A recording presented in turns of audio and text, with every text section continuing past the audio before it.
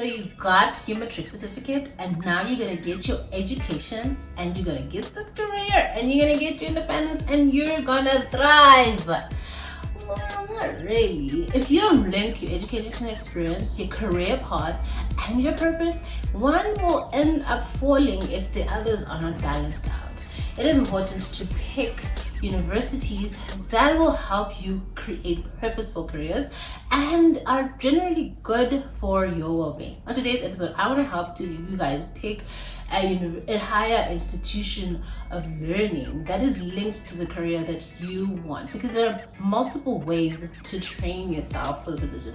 Even if you're an entrepreneur, you have to educate yourself about the industry that you're going to go into. So education comes in different forms. So the better you know about education, the better you can actually get something that's going to benefit you and your career grow. Let's get into it.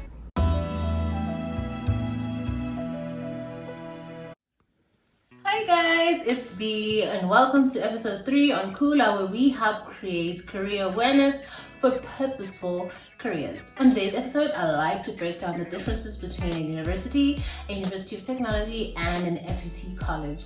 As we spoke on our last episode, I actually kind of went through with you guys on the importance of subject choosing and how it's going to impact your career. Well, this is where it starts impacting it, when you have to choose the career of your dreams. You probably need to have an idea of the career that you're going to do when you are going to higher education and learning, because which institution you're going to choose highly depends on the career that you want.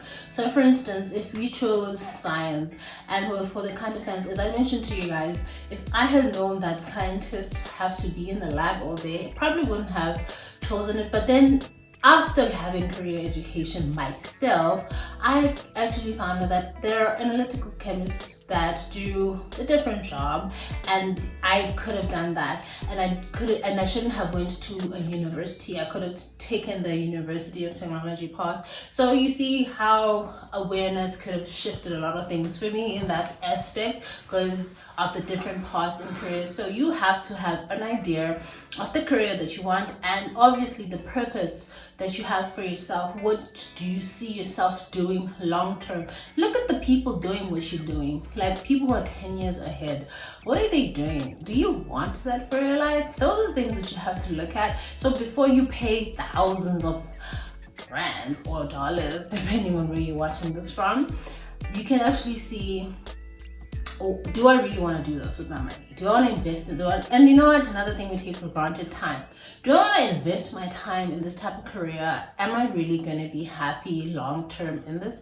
So that's why I said to you guys, you really have to have an idea of the career that you want. But let's go straight into university versus University of Technology versus FET. Okay, so you guys, in order for you to qualify to go to an institution of higher learning such as a university or a University of Technology, you need to acquire a matric certificate and a national senior certificate. In order to acquire the certificate, you actually have to get 40% for your home language, for a home language, mathematics, and as well as life orientation. Also, you have to acquire 40% for one of the 3 subjects that we talked about last week, and for the rest, you just need to acquire 30%.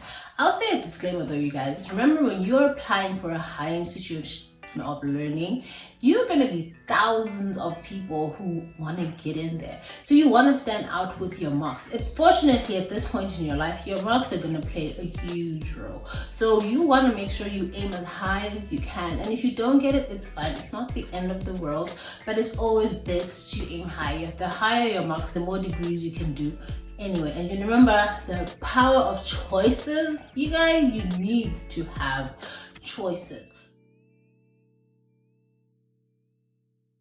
Universities will require different point systems versus universities of technologies. And yes, they will require more points at a university for certain subjects. And actually depends, I'm saying subjects and I actually mean courses. Different courses will require different points, and it is important to actually know which points are needed for the kind of career that you want to go into. Let's say, for instance, you're interested in medical field. It's important to understand the point system for the medical field so that you know what points you are actually aimed at. And whatever happens, you're not your points, but the least you can do is try. And I know that there may be lots of beliefs around where you study and what it says about your smartness, but I don't believe in that, because building a career is way bigger than that. You really kind of have to look at your overall achievements that you want to have in your career. Like, what kind of career are you really trying to build? That's the most important part. Where you get your education experience will play a part in the kind of skills that you're going to get, and the relevant skills will help you build a more meaningful career for yourself and purposeful career for your whole entire existence. So pay attention to things like that.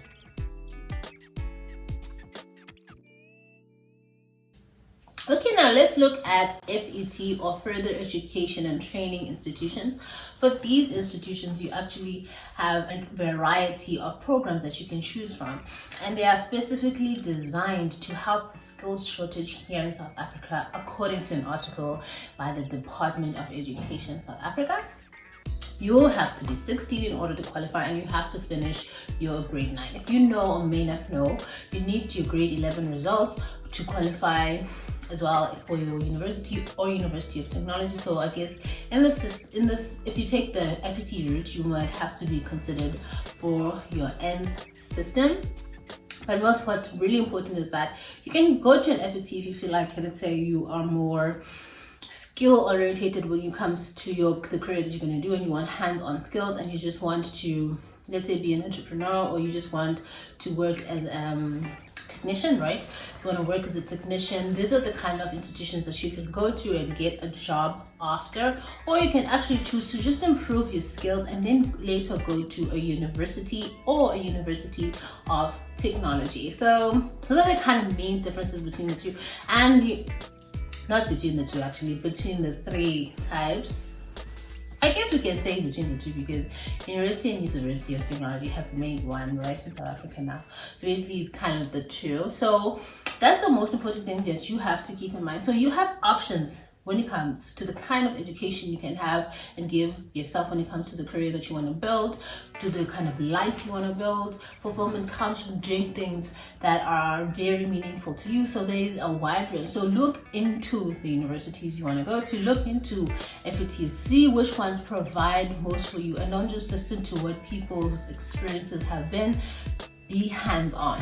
Go in detail. As I did specify in our first episode, that if you want to find out about the career that you want, ask people. Don't be afraid to ask, even in this situation. And that brings us to the end of this episode. I am so sad because I feel like this episode was shorter than I expected. But you know what, you guys, I want to motivate you to aim high. But always remember, you're not your marks. You're not invalid in life because you get certain amount of marks or certain points. You can build your life how you want it, for you, what's best for you. Don't listen to people according to what they say is smart.